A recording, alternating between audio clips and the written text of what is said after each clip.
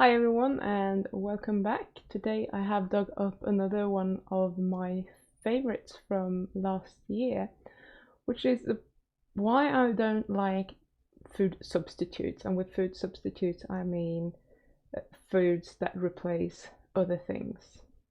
And I'm thinking a lot about keto treats, for example, because that's something that I have been doing for years, and I really wish that I had got off of those treats a lot earlier than I did.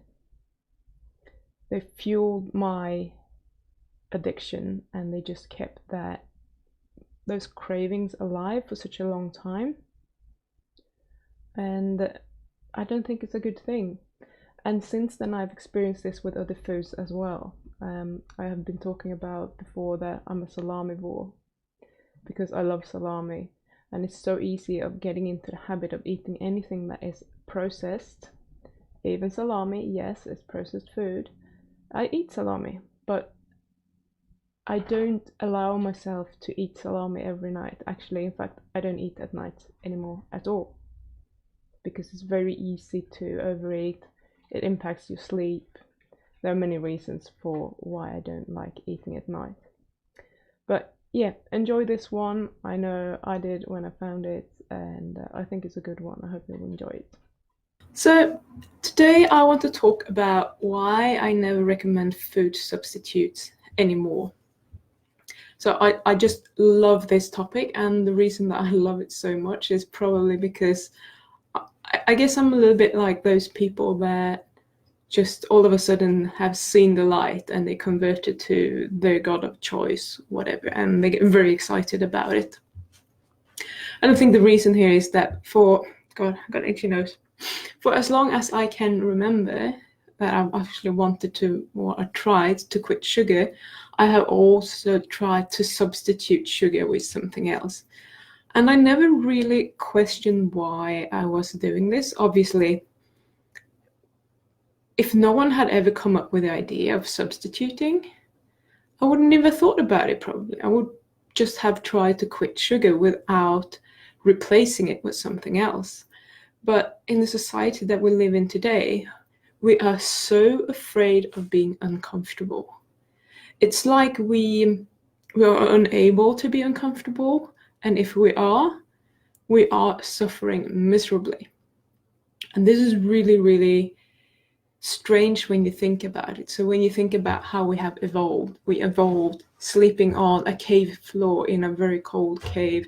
We may or may not have had a fire. Maybe if they were living where I live in on the rainy grey west coast of New Zealand, at the moment it's raining all the bloody time.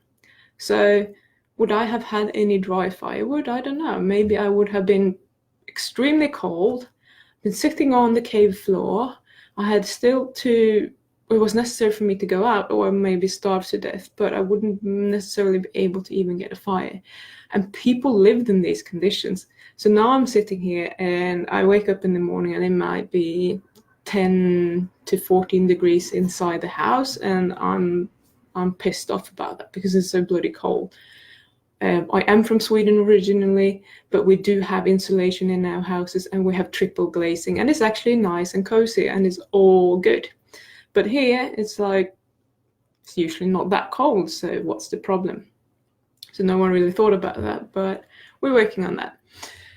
So we're just not very tolerant to having these stressors in our life, to being uncomfortable. And now I'm talking about both physiologically and mentally. So this is the thing with like exercise. I have been exercising most of my life. I'm not exercising right now, but I've been exercising for most of my life, and usually in the form of weightlifting because that's what I enjoy most. And it is not pleasant while you're doing it, but when you finish, it's actually really nice because it feels like you've done something, you've been using your body and you accomplished something. And it's the same thing with those cravings. It's not pleasant while you're doing it, but when you're done with it, when you know how to do this, when you have overcome them, that is on a whole different level. So now I'm getting off topic again because I'm I'm just following a non-red thread, I guess. So back to the food substitute. So we just really want to make ourselves as comfortable as possible, because that's what we do, and we have always done that, and that has been a good thing when we have been evolving, because that way we have been planning better. We collected our firewood earlier so that we could get it dry on time when we actually need it. We started building better houses than these little shelters that we had maybe, and so on. So we have kept developing and got better and better things as evolution has progressed, because we want to make our lives as comfortable.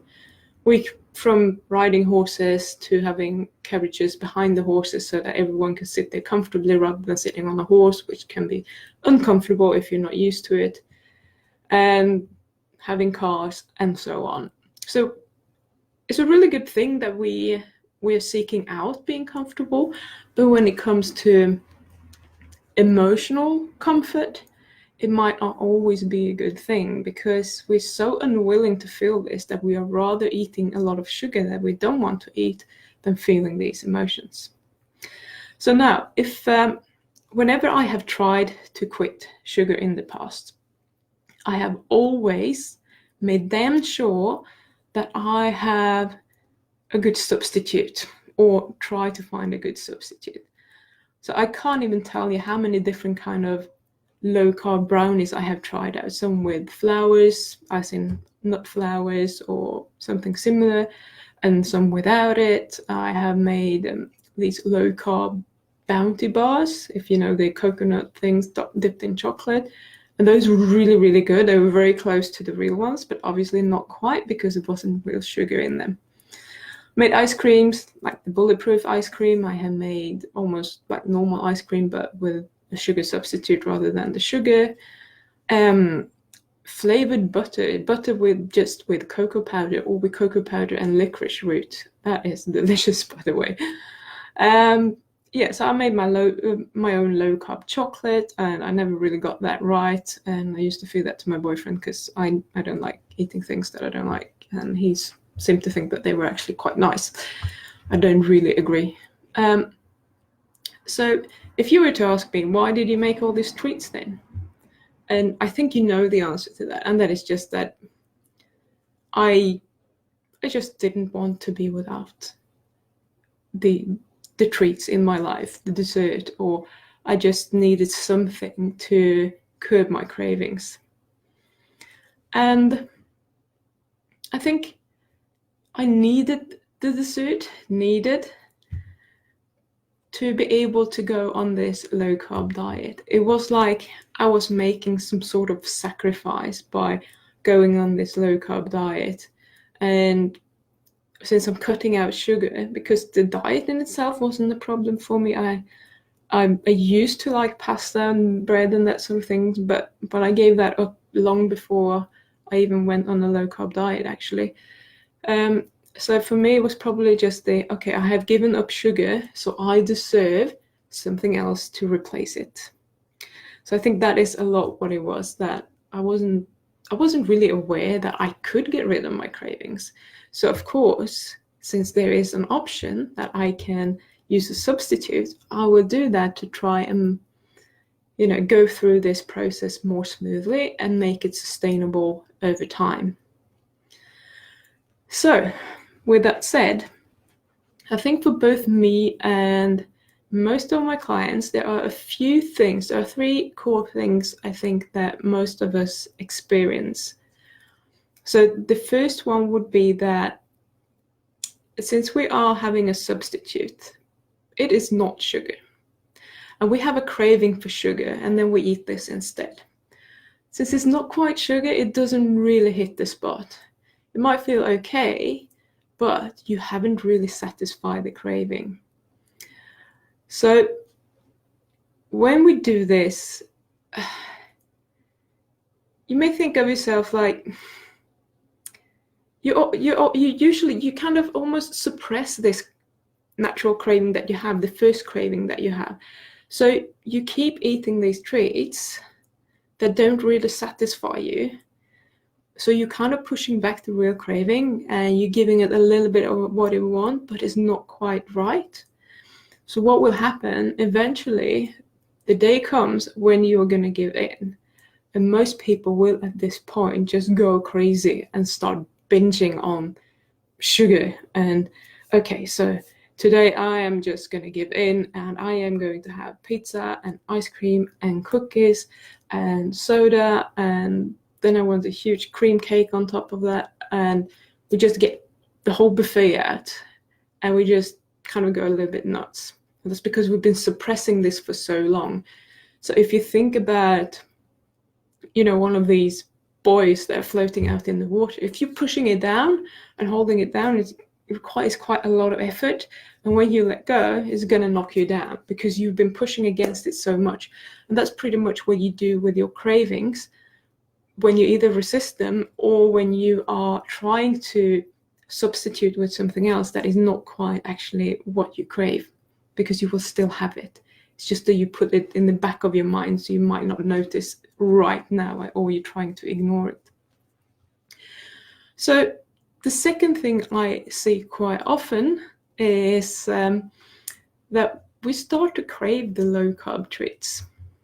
So we're basically swapping one addiction for another. So we are stop eating the sugar and we stop rewarding that pathway, and instead we're so focused on the low-carb treats, and now our whole world and the brain activity is focusing on getting these treats right. Maybe some people are just obsessively following all these blogs or Facebook groups with low-carb treats and so on. Some of you might start your own blog or Facebook groups and just share whatever recipes you are creating because you're a very creative cook and you're just managing to create this whole array of really, really good stuff that tastes really, really good. Like not like sugar, because I haven't yet come across a single keto treat or similar that tastes like as if there was sugar in. So I can obviously tell, but some of them are really good and they're very close. So that can also happen that you have. So now you have your old neural pathway, which will trigger the sugar cravings, and you have a new one which will trigger cravings for your low carb treats. So you might think that this is better. Yeah, I think from a physiological perspective, it is better because you will not have the same hormonal response as you will get to sugar, and that's good. However, you still have the cravings.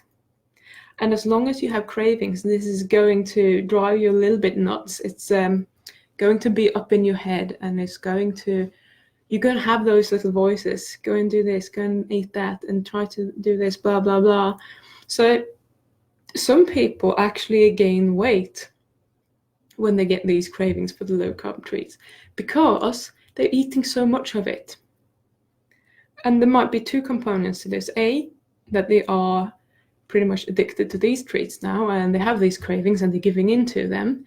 And B, that since it is not sugar, it doesn't quite satisfy them, so they keep eating and eating and eating in the hope that it will satisfy that craving in the end. And it won't, because it is not sugar. When you have a sugar craving, the only thing that can curb that craving is sugar. If you have a craving to smoke a cigarette, the only thing that will take care of that craving is actually smoking the cigarette. And I think people that use all these nicotine plasters or pills or whatever can attest to that. It's just a way of getting rid of the physical withdrawal symptoms, because you're still getting nicotine, but the mental bit and whatever you're doing with your hands and the whole habit and the ritual of it is still there, and you're still going to want it. So this is the same thing. When we have a low carb one, our hormones might improve and we don't have the withdrawal symptoms to deal with, which is great because that's not pleasant.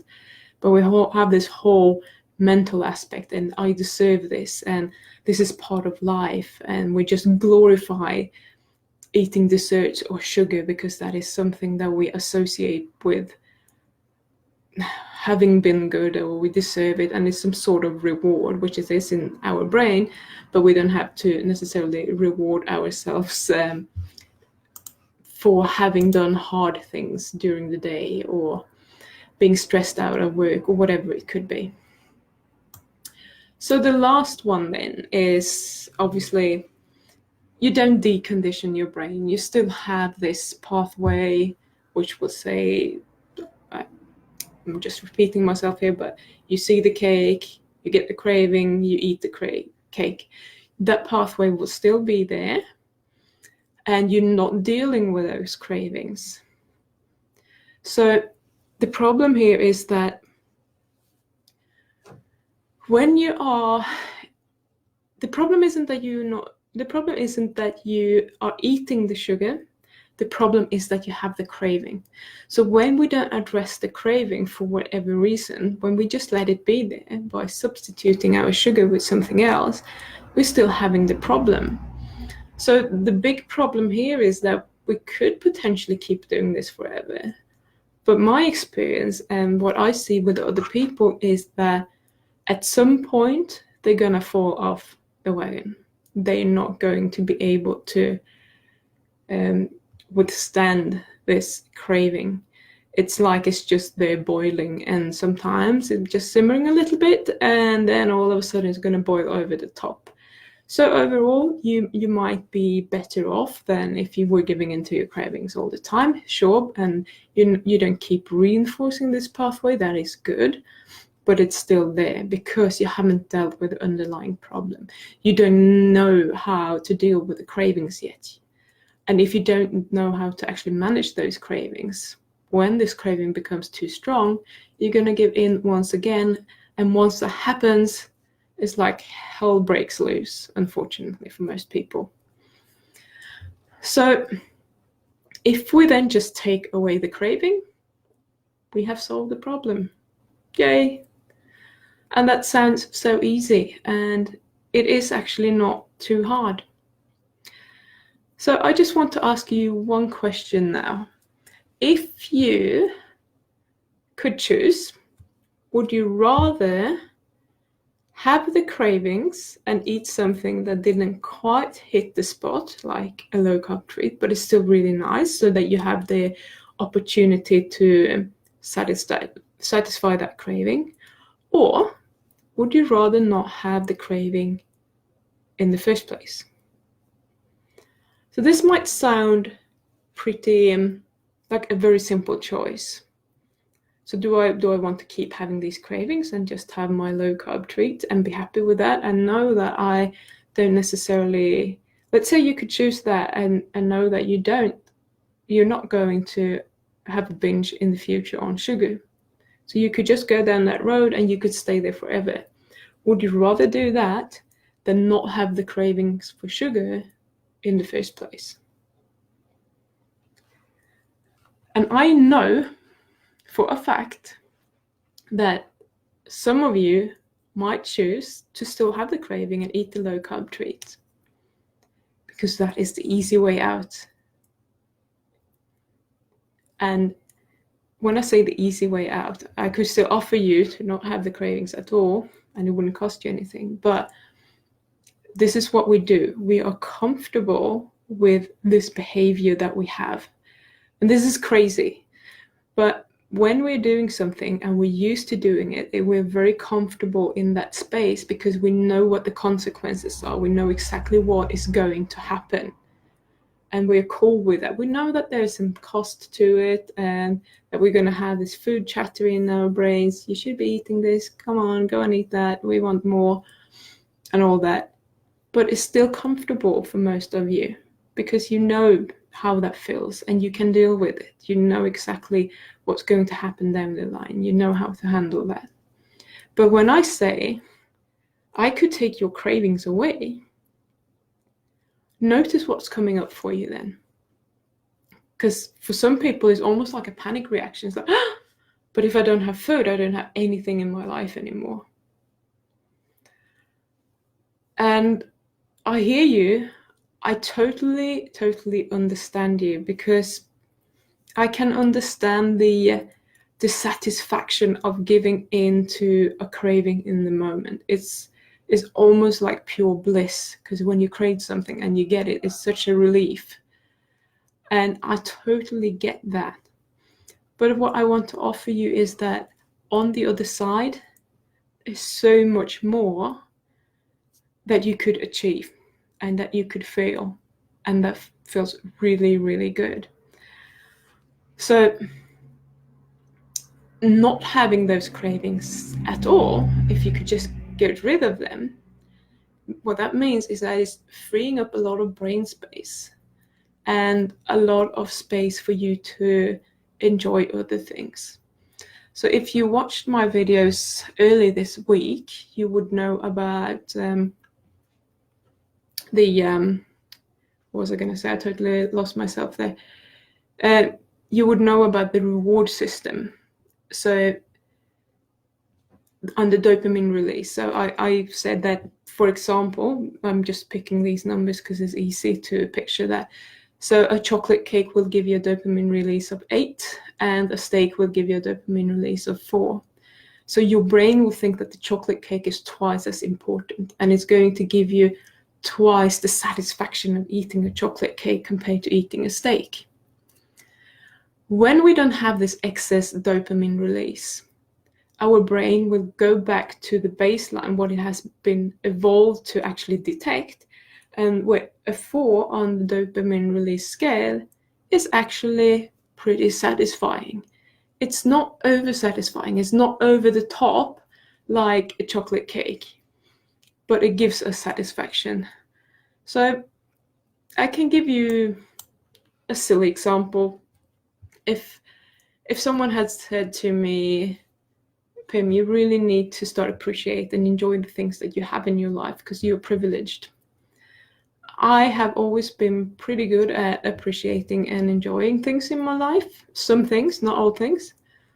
And one of those things would be, for example, going out in nature for a walk with my dogs. I absolutely love them to bits, and I love watching them when they are just being dogs, because they get really excited by the smells and chasing little birds. And when my little dog is just running after the birds and barking like a mad dog, I can't help but laughing pretty much every time. And I just think that is hilarious. And I just love watching that. But even without the dogs I've always been able to appreciate them because I just love them so much. But what I can do is I can literally sit down on the ground, close my eyes, and just feel the wind in my face. I feel a sense of relief and satisfaction. When you are thinking about food all the time, and that brain space is just being taken up by that other voice that is urging you to look for food or think about food, or what are you going to buy next, what are you going to eat next, and why are you not eating right now, and you're all stressed out, you really should go home and eat a bowl of popcorn, and so on. When you have that chatter in your head constantly, you're not going to be able to enjoy these things. And sitting on the ground with the wind in my face might just give me a dopamine release of 2. And when you're used to having the dopamine release of 8, a 2 won't cut it. You won't be able to appreciate it no matter how much you want. It just won't feel the same.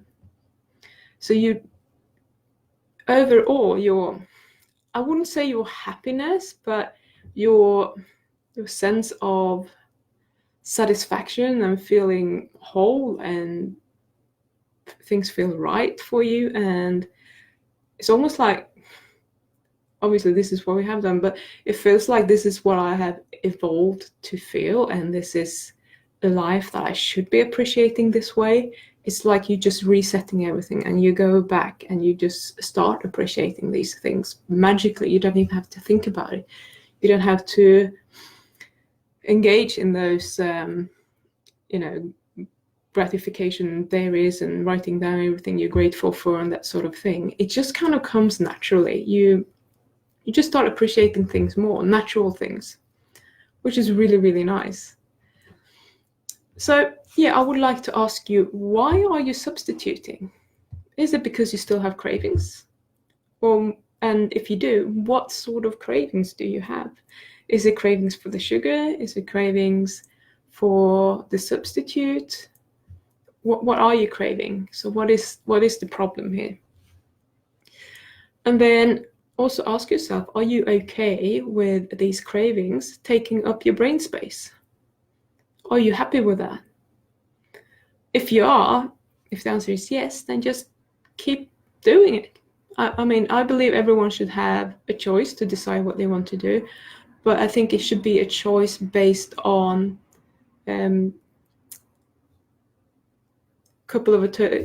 based on your knowledge, to know that you know that I can actually choose for real to either have the cravings and keep doing what I'm doing, or I can choose not to have cravings. I can choose to deal with those and then get over it and not have the cravings at all.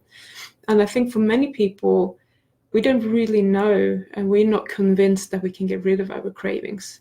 So we would just rather say, nah, I'm staying safe and I will stay here and I will rather have these cravings because I'm not prepared to set myself up for another struggle and another failure. And unfortunately, that's probably been me a few times, but there's obviously, I think there's a way of doing this, and I have yet to see someone actually fail doing it. I haven't had a single client fail so far, so that's good stuff. That's also happening when people are paying money for doing something. They are usually more dedicated to actually dig into the problem.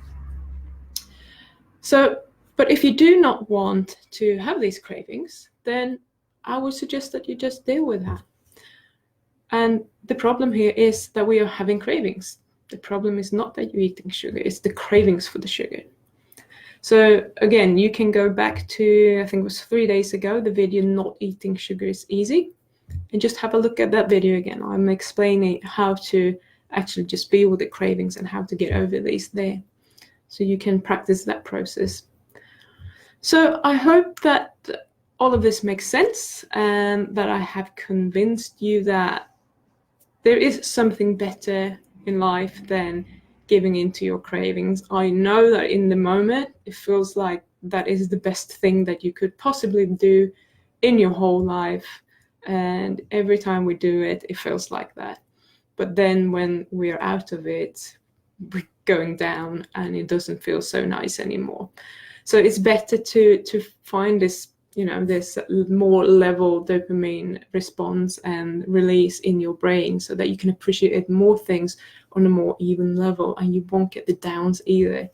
And that is actually overall, it's like a net win if you're counting how much pleasure you have from all those small things together. I believe that you're getting a lot more pleasure out of that than you are getting from just having a tub of Ben and Jerry's ice cream.